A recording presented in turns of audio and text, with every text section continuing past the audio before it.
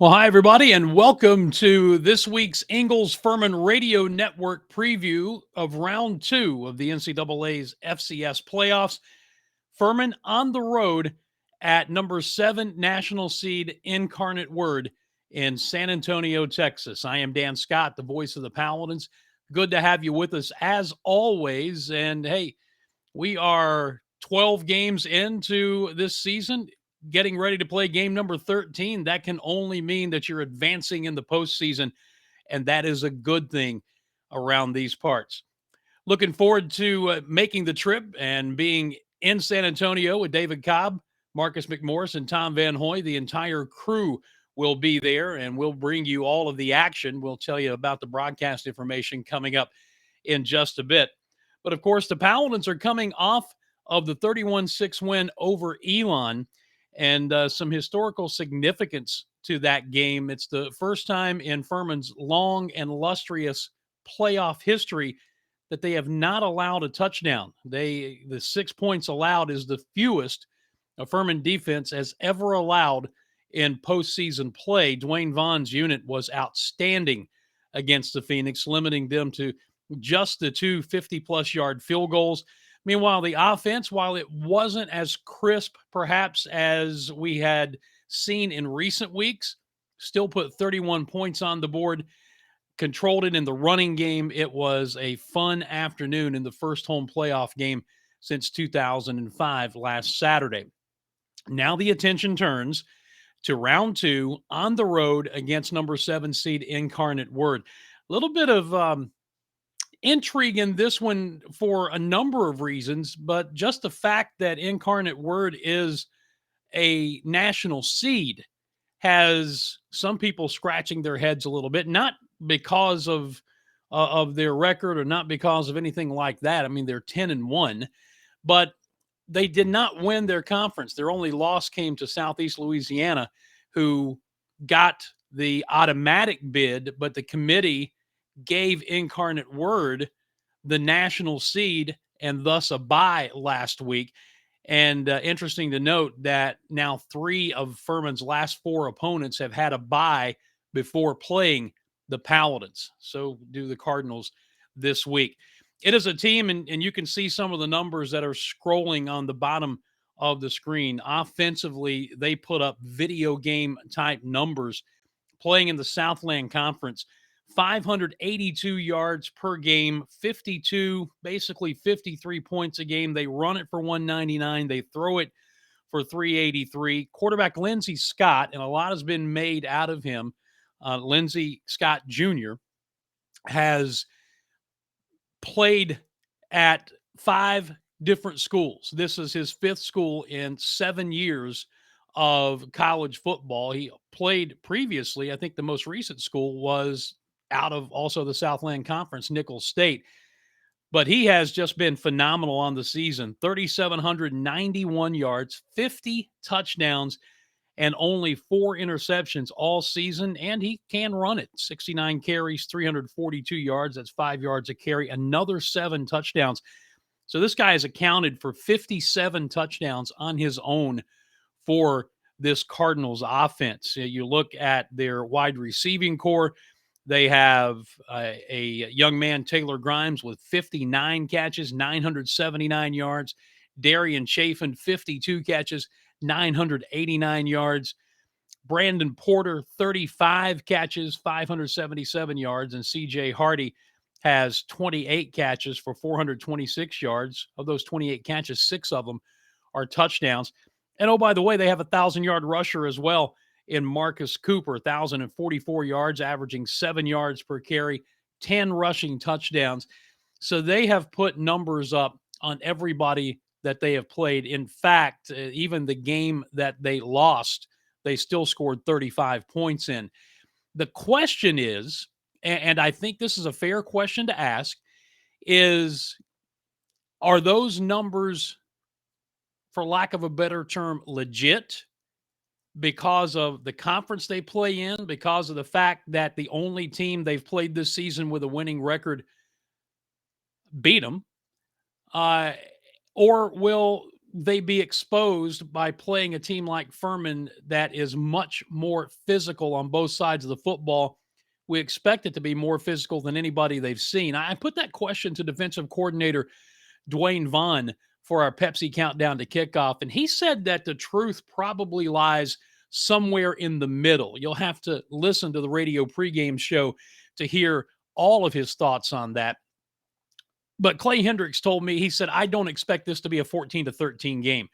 Incarnate Word is going to put some points on the board. Their head coach was with Josh Heupel when he was at Central Florida. Heupel, of course, now at Tennessee. And what do? They go 4 vertical and use the running game out of that. That's the offense that Incarnate Word runs, and they have run it very successfully this season. Talked to Justin Roper, Furman's offensive coordinator, and said, okay, that being the case, are you going to try to play keep away? Are you going to go more into the running game and try to bleed the clock and that type of thing? And he said, basically, we're going to do what we do. If there comes a point in time, like we saw against Elon, for instance, late in the ball game when you got a lead, if you want to take more time on the play clock before you snap the ball, then that's what they'll do. But inside the last 5 minutes against Elon, still produced 2 touchdowns.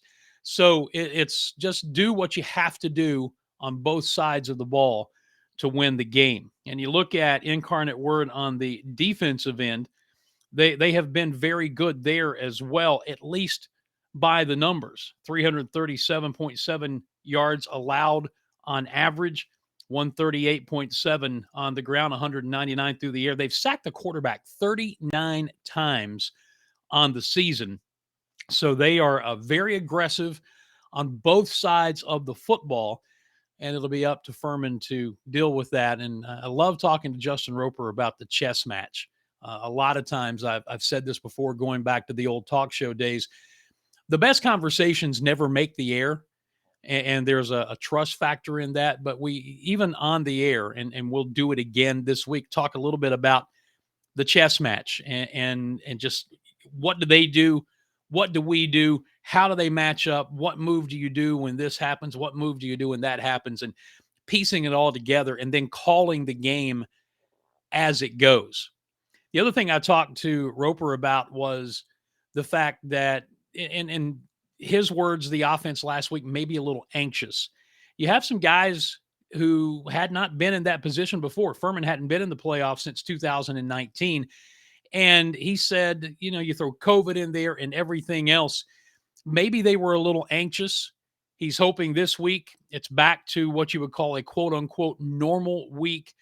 Everybody's taking a breath and going about their business, hopes that whatever it was, minor as it may have been, they got it out of their system. And he told me this is his 5th consecutive year as a coach in the playoffs with 4 different programs. And he's trying to make this as much as you can like just another week. Yeah, a little more attention to detail here, a little tweak there, but not build it up to be something more than it is. And I think that's the approach the head coach Clay Hendricks has taken. I think that's the approach that the coaching staff across the board has taken.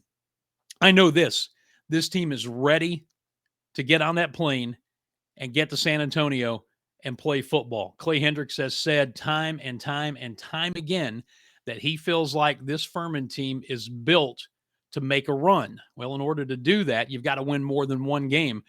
Beat Elon last week. You get number 7 seed Incarnate Word at their place this week. And I'm going to be really interested to see how this one unfolds because, again, I believe that this Cardinals offense is legit. I think they're talented. There's no question about that. You look at the scores of games that they've played this year and watch game film, and there are times that they have had their starters in with 30, 40, even 50-point leads and still throwing the football down the field. That's what they do. So are the stats padded to a certain degree? I think you could make that argument. That still doesn't take away the fact that against the competition, against the teams on their schedule, they had 30, 40, and 50-point leads to use to pad those stats. Can Furman remain the aggressor on the defensive side of the football while at the same time defending that downfield passing attack? That's going to be, I think, the key to this football game. I really believe Furman offensively is going to be fine. I think they're going to be able to run the football against Incarnate Word, and it's going to come down to how well defensively Dwayne Vaughn and company can do. Can they get after the quarterback? It's another one of those, we're going to try to snap it every 15 or so seconds, get the ball out of our hands quick. So you may not see a lot in the way of sacks, but how many times can you hit Lindsey Scott Jr.? How many times has he really been hit all season long? Only 13 sacks all year.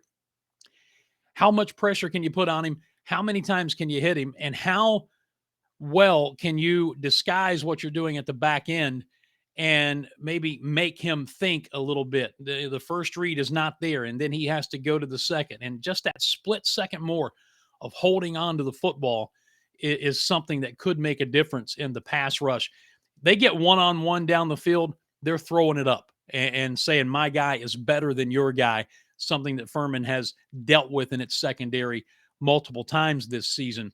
So we'll see. I think getting pressure, physicality, maintaining that aggressive nature that we've seen on defense is going to be the key, but you're going to have to be able to do that while defending their downfield passing game and not forgetting about the running game. They again, Marcus Cooper's rushed for over 1,000 yards. It's part of their DNA. It really is an intriguing matchup, and I've talked to Clay Hendricks about it. You'll hear it in the Pepsi Countdown to Kickoff. Ed Patterson and I talked about it, and in the trenches, you'll hear that on Countdown to Kickoff as well. One of the fun parts about this is getting into multiple rounds in the playoffs and playing teams that you're not familiar with, matchups that you don't see regionally. And you know, we talk about everything that Furman has to do to adjust to Incarnate Word. Well, guess what? The Cardinals have to do just as much to adjust to what Furman does. We're going to be different than anybody that they have played. And it gets back to that chess match. I think it's just going to be phenomenal to watch. Couple of notes.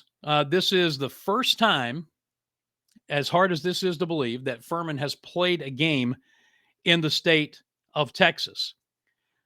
They have faced one Southland Conference team in their FCS playoff history.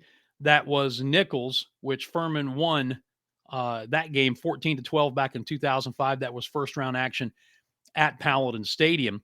And mentioned it's the first time that Furman has played in the state of Texas, but man, have they been recruiting well in the state of Texas. When Clay Hendricks got here, the first Texas recruit that he got was Wayne Anderson Jr., and that opened the pipeline. Currently, there are 10 Texas players on the Furman roster, and that, coupled with the fact that there's going to be a decent contingent of Furman fans traveling, I think there's going to be quite a bit of purple in San Antonio on Saturday afternoon. It is going to be a fun trip.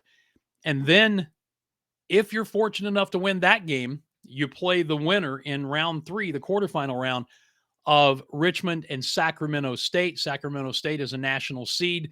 Odds are Paladins will be getting back on a plane for the second straight week and flying to Sacramento for a third round game. Richmond would like to think they've got something to say about that. Bottom line is none of that matters if Furman doesn't win on Saturday at Incarnate Word. Broadcast will begin radio-wise on the Fan Upstate, 97.7 FM in Greenville, 97.1 in Spartanburg, and at the Fan Upstate site on the Odyssey app. Just search the Fan Upstate. We'll begin 12:30 p.m. Eastern with the Pepsi Countdown to Kickoff, and the kick is at 2 p.m. It'll be televised on ESPN Plus as well. From the radio side, we know that we had the issue with the online streaming not kicking over like it did last week. We've talked to the folks at the Fan Upstate about that. Mark Hendricks, just phenomenal in their partnership with us, assure us that that one-time issue will not happen again this week. And to that end, I do need to remind you that the basketball game on Saturday has been moved up to noon, 11:30 airtime. That game will air over the air on 13:30 a.m. There will be streaming at the Odyssey app and Odyssey.com, but it won't be connected to the Fan Upstate. You'll go to the app or to the website and search Furman basketball, and you'll find the streaming link there. Then the folks who are at Timmons will be able to stay, and they're going to have a watch party there on campus for Furman and Incarnate Word. If you can't make the trip to San Antonio, I hope that you'll tune into the broadcast. David, Marcus, Tom, and I are looking forward to bringing you all the action of Furman and Incarnate Word from San Antonio in the second round of the FCS playoffs. Again, airtime 12:30 p.m. Eastern with the kickoff at 2 o'clock via the Fan Upstate. Thank you, as always, for tuning in to the Ingles Furman Radio Network preview of this week's game, and everything goes according to plan. We'll see you again next week. Until then, I'm Dan Scott saying God bless you and so long, everybody.